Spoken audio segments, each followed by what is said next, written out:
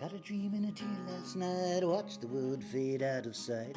Seen the ghosts of time preside, eagles soared and falcons cried. Sleeping phoenix on a rise. Abundance and strange the skies.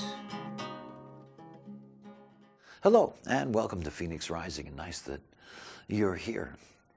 You know, it's a time of the sun in the 37th gate in the earth and the 40th gate, and those activations form the channel of community, and the channel of community is the bedrock of the background frequency that really this whole story of this program is dedicated to. That is Phoenix Rising and the cross of planning, the background frequency that we've been experiencing since the time of Shakespeare is slowly but surely, well, rather quickly these days, moving away.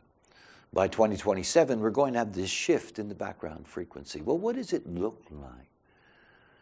The cross of planning, the four gates of the cross of planning are the 40 and the 37, what we're dealing with in terms of the present definition this week or as the week opens. And the 16th gate, the gate of skills in the throat center, and the 9th gate, the potential to be able to work with the energy for detail and focus.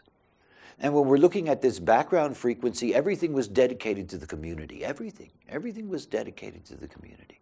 That's the 4037, family, tribe, the keynote of support, working together. That the skills of the 16th gate, the skills of science, education, whatever it may be, that those skills were forced in so many ways because of the very nature of the cross to commit all of that to the benefit of humankind, to look after, in that sense, each other, to develop what, in fact, the cross of planning has given us, a very complex civilization that in the last 4 centuries has developed into this extraordinary environment of connectivity. The global village, as Marshall McLuhan called it. Well, everything about the nature of this global village, the glue that holds it together, is not in the vanity of human beings who think they're responsible for it, or their ancestors. It's a background frequency, and it's going away, and you can see it all around you. Look at the popular uprisings that are taking place in North Africa. What makes them actually unusual is that, you know, they're not part of traditional ways in which even revolutions take place. They're leaderless. They're leaderless. It's part of where the future is going. The future is about the individual. It isn't about collective dependencies. It's not about being able to trust that somebody is going to act on your behalf. The dictators that have been, you know, not fulfilling the dreams and potential of their people. We're dealing with a time in which the capacity in humanity to be able to reach out and to be able to hold together the fragile nature of life on this plane is slowly drifting away. The infrastructures are beginning to decay. You know, in this season of the cross of planning, in this time where we watch the structure slowly begin to decay, it is not something that's here to inspire fear. Hopefully it's here to inspire truly awareness. Human design is about the perfected integrity of the individual, the power of unique inner authority, to be your own authority, to live by what is correct for you in a knowing that is deep and profound and natural. No matter what happens in the macrocosm, down here, it's strategy and authority, one breath at a time, and quite a ride. Well, let's get on with the show.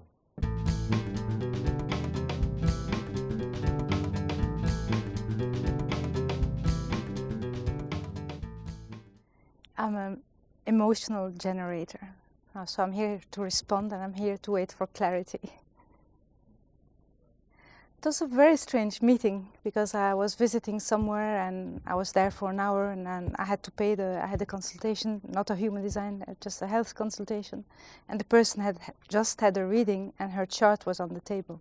As I was paying her, I asked her, "What's this?" You know, kind of, my eyes got that drawing and I saw numbers and I saw planets and I saw, you know, shapes. And I thought, wow, this must be something, you know.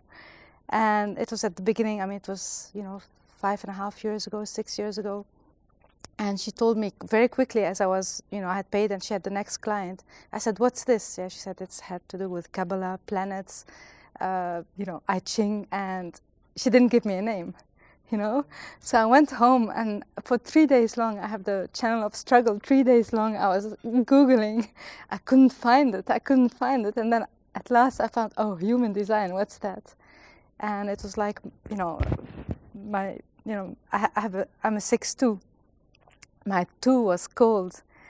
And from that day onward, I was studying like in books, on internet, doing everything. I got a reading very quickly and I started studying with Linda very shortly afterwards and with other people. And it was kind of my call. You know, I've been waiting all my life for that call.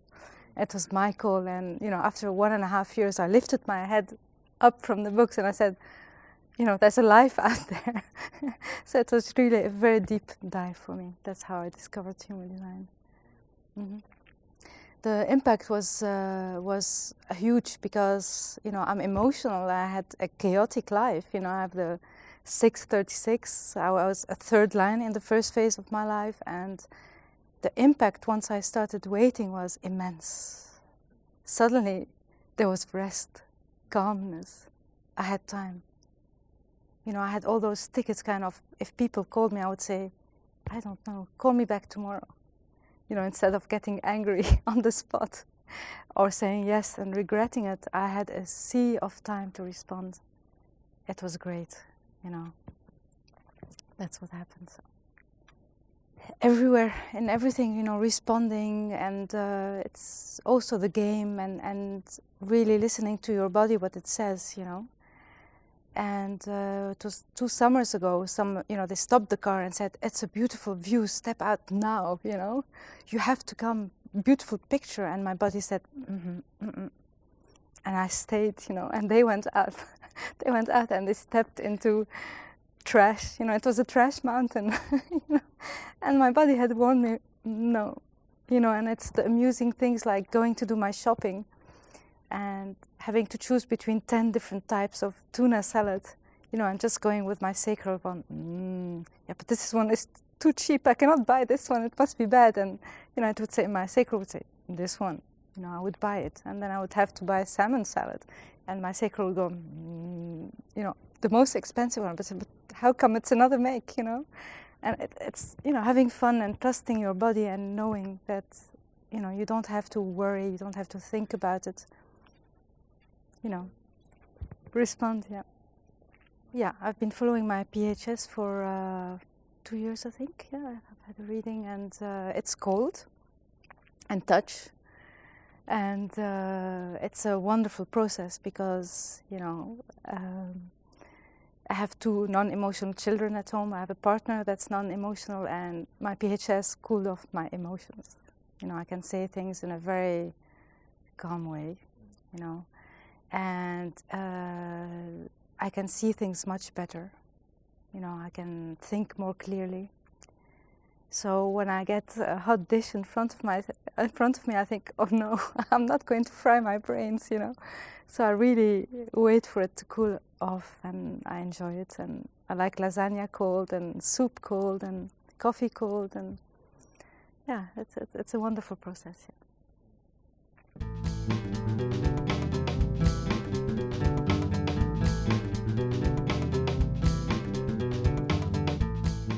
All right, time for your weekly neutrino weather forecast. And in fact, I don't really have a lot to tell you about for the first part of the week. It's the 4037, it's the channel of community. Basically, in terms of the way it impacts others, is that they think that they have to be, you know, supportive of those beings around them, and they get pulled into things. And You know, the moment that this channel of community is going to break up, you can see it again in the world news, the way this power of community, the power of support, being connected to each other, the way in which that works. But by Thursday, that's going to change. And what's going to replace it is the sun in the 63 and the earth in the 64. And of course, these are two gates that are in the head center. The 63rd gate is a gate of doubt. The 64th gate is a gate of confusion. Think about what's been going on in the world according to the program.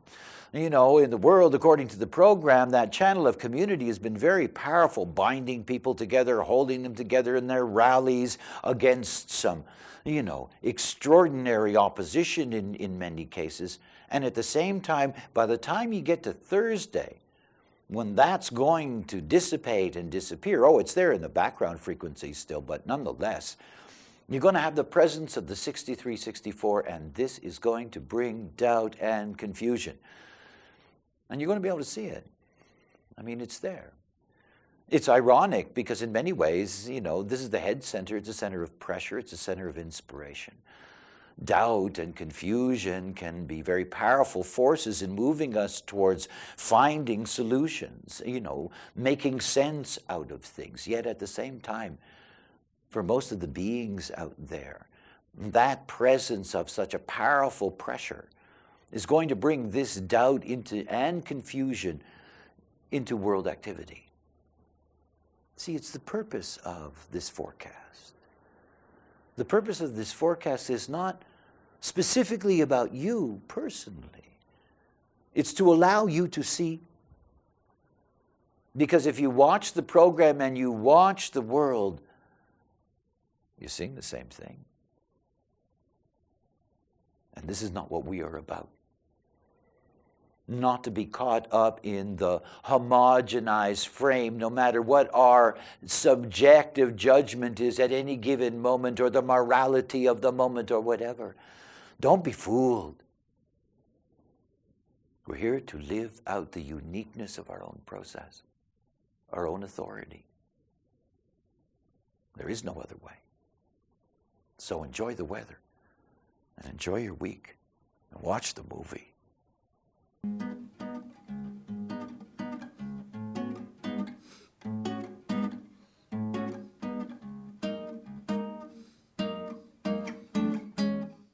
Last week, I talked to you about confusion in terms of generators and the way in which manifesting generators are often confused in the assumption that, you know, the label that they have changes them and they're no longer a generator. Well, as I said last week, a generator is a generator. But there's another group that's very interesting that also have a kind of approach to things in which they see themselves as being really different. And this is mental projectors.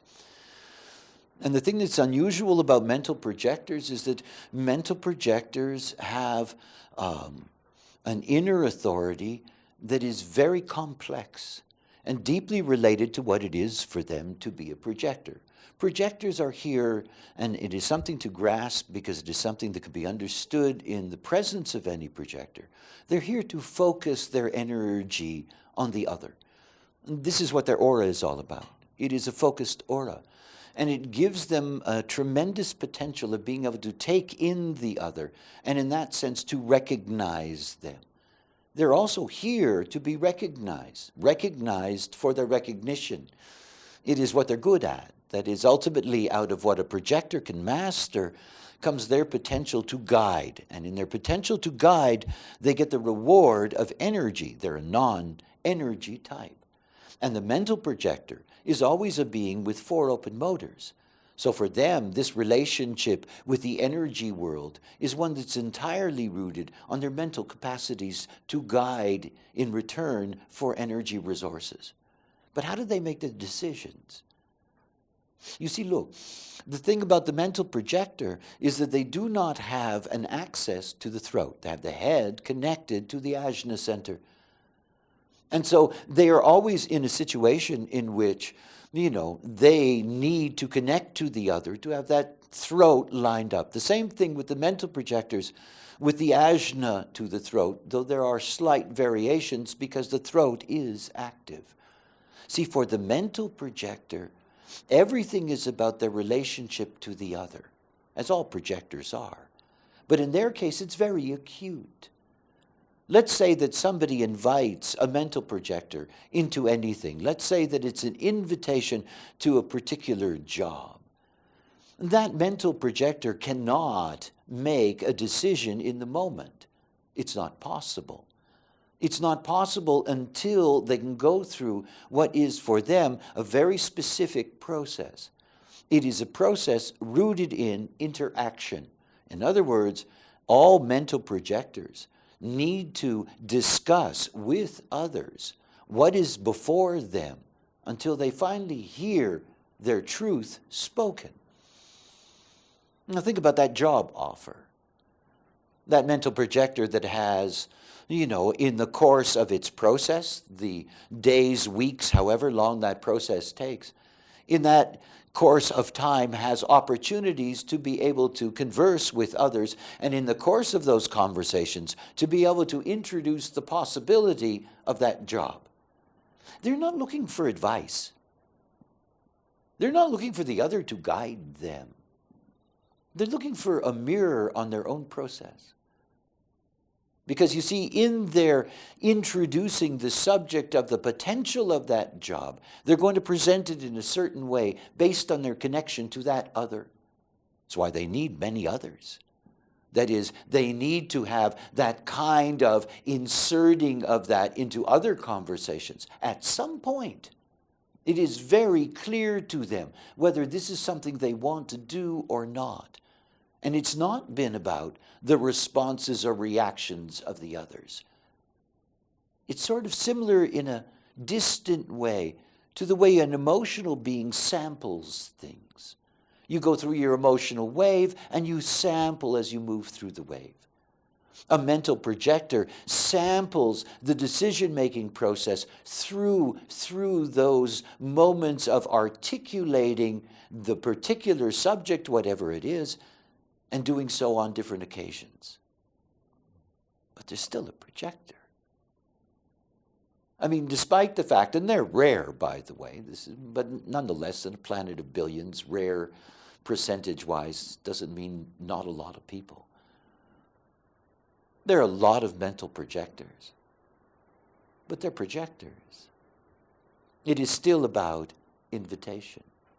And it's still about recognizing that in the nature of what it is to be them, that their unique strategy and authority is one of the specialities, I would say, of the design in the various kinds of projectors. I mean, this is really about learning how to recognize and to recognize through others. It's perfect for the projector. Got a dream in a tear last night, watched the world fade out of sight. Seen the ghosts of time preside, eagles soared and falcons cried. Sleeping phoenix on a rise. Abundance and strange the sky.